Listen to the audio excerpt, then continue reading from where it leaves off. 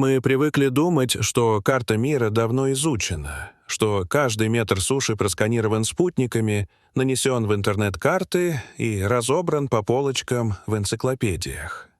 Нам кажется, что эпоха великих географических открытий завершилась в тот момент, когда последнее белое пятно исчезло с карты Африки, и с тех пор человечеству якобы осталось только смотреть в космос.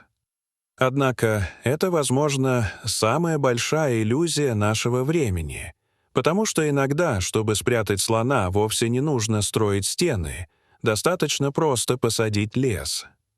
И именно это, как утверждают многие исследователи, произошло в Китае, где на протяжении столетий западный мир смотрел на Египет как на единственную родину пирамид, где Гиза, Хеопс и Сфинкс стали символами древней тайны, власти времени и утраченных знаний, тогда как в другой части планеты под слоями почвы, зелени и политического молчания скрывался объект сопоставимого, а иногда и превосходящего масштаба.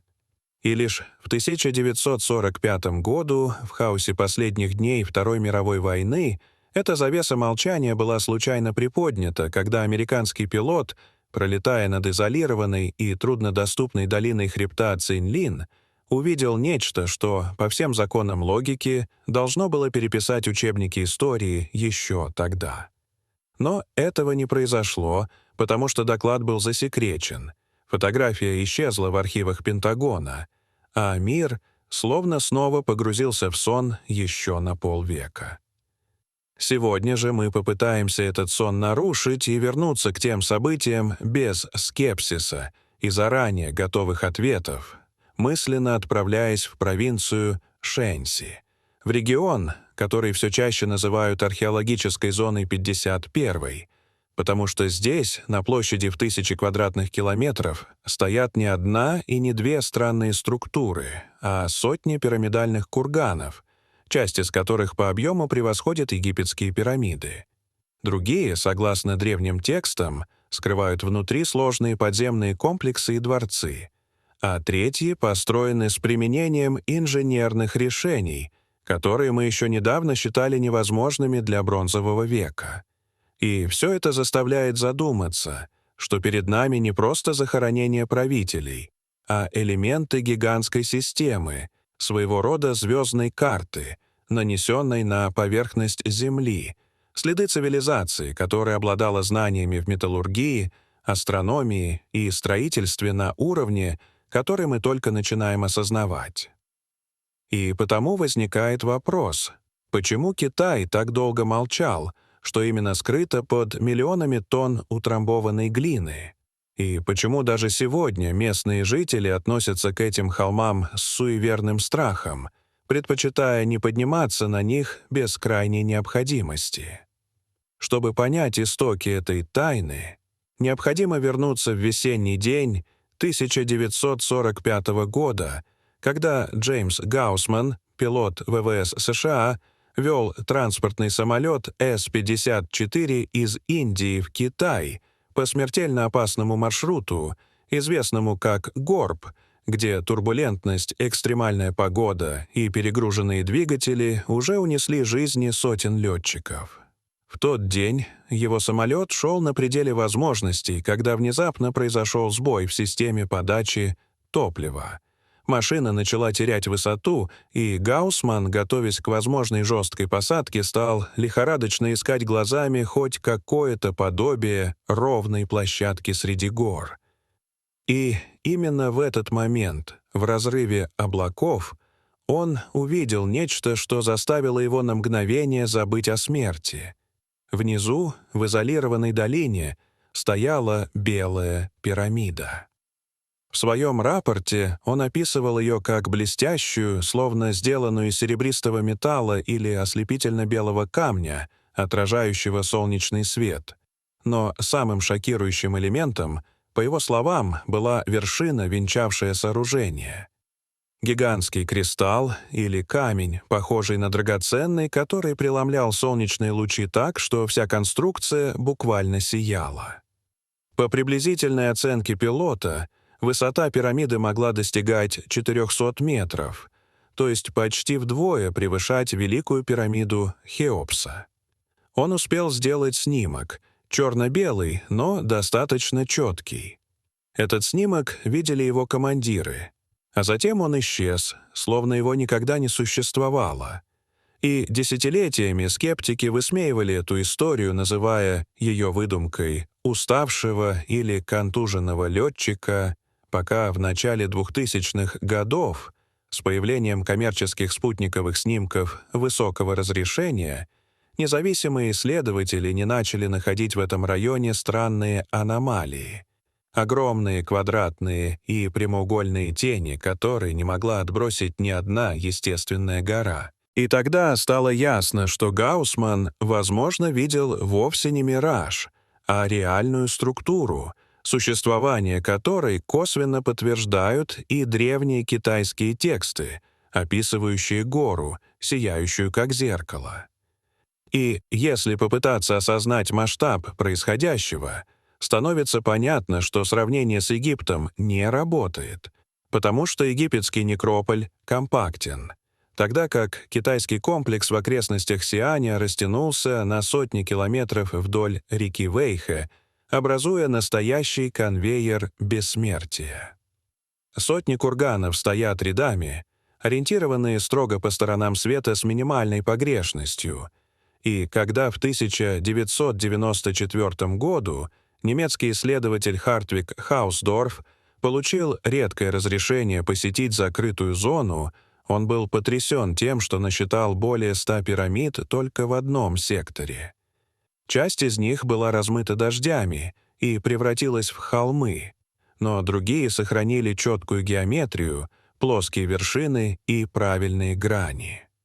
И именно здесь возникает вопрос, почему мир так долго ничего о них не знал, и ответ, по мнению многих, кроется в целенаправленной маскировке, потому что в 60-х и 70-х годах, во время культурной революции и позже, в Китае была запущена масштабная программа озеленения, в рамках которой склоны курганов засаживали быстрорастущими кустарниками и деревьями.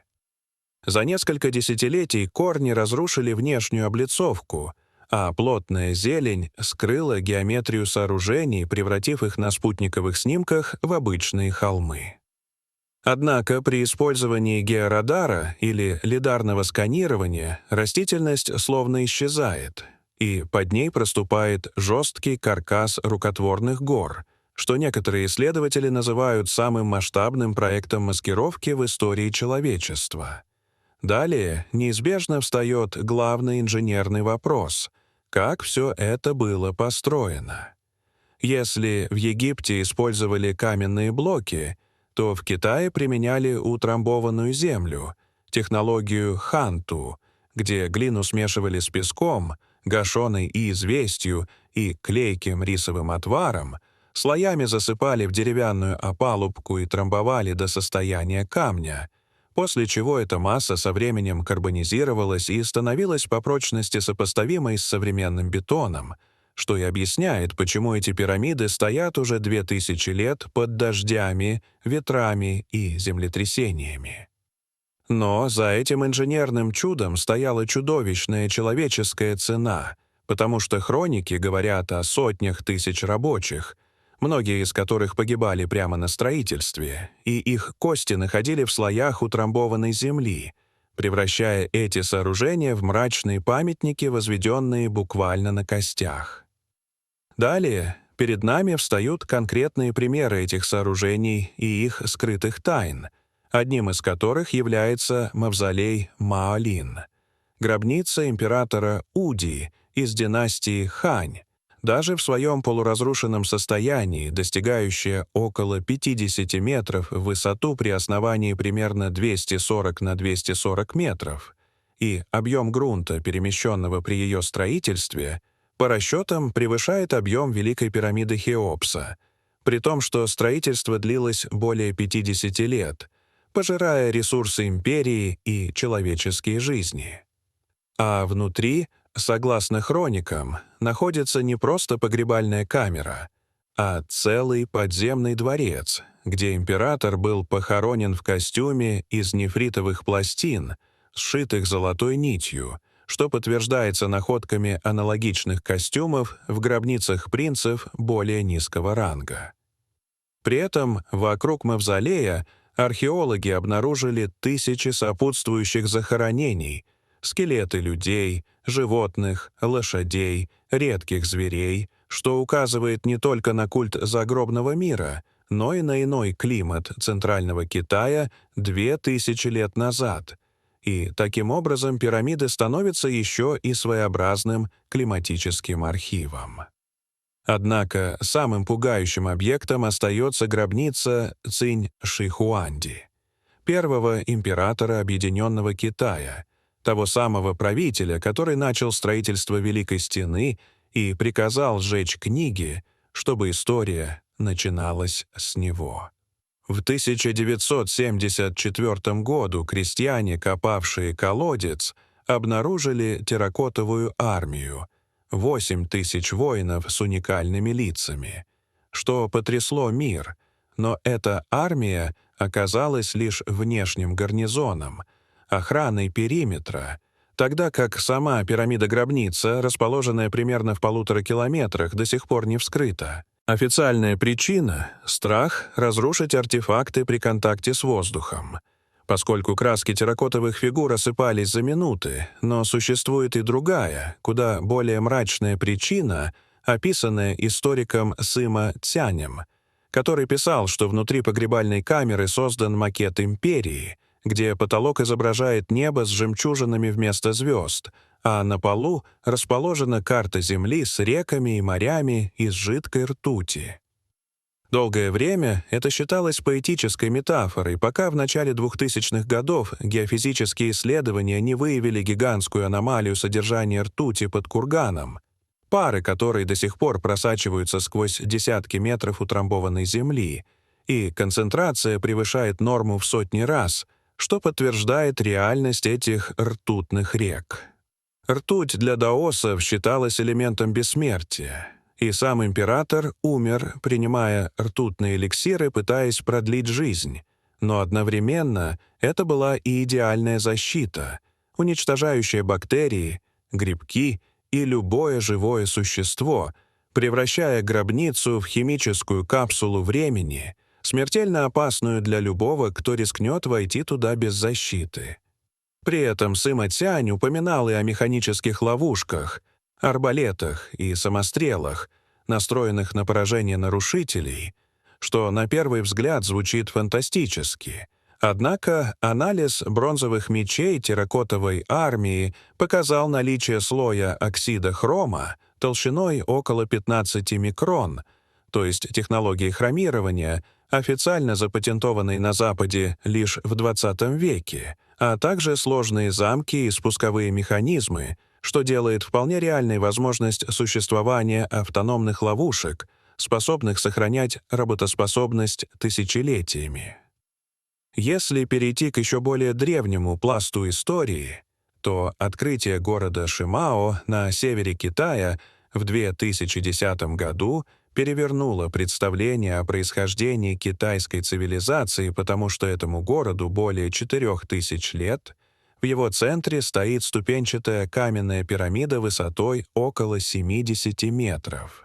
А под ее фундаментами археологи обнаружили ямы с человеческими черепами, преимущественно молодых девушек, обезглавленных в рамках ритуальных жертвоприношений, что указывает на существование жестокой и глубоко шаманской религиозной системы, не связанной напрямую ни с конфуцианством, ни с даосизмом. При этом стены города были усилены тысячами нефритовых изделий, вмурованных между камнями как духовная защита, и все это доказывает, что на севере, в зоне, считавшейся варварской, существовала развитая и кровавая цивилизация задолго до известных династий. Если же взглянуть на ориентацию китайских пирамид, то исследователи обнаружили их связь с астрономией. Курганы династии Хань, по некоторым данным, повторяют конфигурацию созвездия Близнецов, связанного в древней космологии с защитой императорского рода, а более древние сооружения ориентированы на иные участки неба. При этом точность ориентации совпадает с положением магнитного полюса соответствующей эпохи, что требует сложных измерений, и в одной из гробниц чиновника была найдена звездная карта, изображающая небо таким, каким оно было, по расчетам около 10 тысяч лет назад, что либо указывает на ошибку, либо на наследие более древней культуры. Перемещаясь в провинцию Цинхай, мы сталкиваемся с загадкой горы Байгун, где в скалах обнаружены полые металлические трубы различного диаметра, уходящие вглубь горы и к соленому озеру, официально объявленные окаменевшими корнями. Однако их полость, сложная структура, химический состав с неидентифицированными элементами, возраст около 150 тысяч лет и повышенный радиационный фон не укладываются в простые геологические объяснения, и местные легенды называют это место башней, оставленной богами, добавляя еще один слой тайны. Параллельно в пустыне Такламакан и в Синьцзяне были обнаружены сотни прекрасно сохранившихся мумий возрастом до 4000 лет с европеоидными чертами лица, светлыми или рыжими волосами, высокой комплекцией и одеждой из шерстяных тканей в клетку, генетический анализ которых показал смешанное происхождение, что ставит под сомнение представление об изолированном развитии китайской цивилизации и объясняет политическую осторожность вокруг этих находок, особенно если подобные останки когда-либо будут найдены в императорских гробницах. Дополняют эту картину и странные находки в мавзолее императора Цзин-Ди, где вместо полноразмерных воинов были обнаружены тысячи маленьких безруких терракотовых фигур, чьи руки из дерева давно сгнили, как и настоящая шелковая одежда, превращая их в жуткий образ древних андроидов, рядом с которыми лежали скелеты реальных людей в кандалах, казненных и брошенных как строительный мусор. И этот контраст между инженерной изощренностью и жестоким отношением к человеку проходит красной нитью через всю историю, как и высочайший уровень механики, подтвержденный бронзовыми колесницами и сложными шарнирными механизмами, точность которых поражает современных инженеров, как и сейсмограф Чжан Хэна II века нашей эры, способный фиксировать землетрясения за сотни километров, принцип работы которого удалось понять лишь в 21 веке. И все это возвращает нас к главной мысли. Зеленые холмы долины Вэйхэ — это не просто холмы, а гигантские сейфы, в которых заперта альтернативная история человечества, ртутные реки, звездные карты, механизмы, мумии и ДНК, способные переписать миграционные теории. И Китай не спешит открывать эти сейфы, предпочитая ждать, пока технологии сканирования позволят заглянуть внутрь без разрушения. И когда это произойдет, возможно, мы наконец узнаем, что именно увидел пилот Гаусман.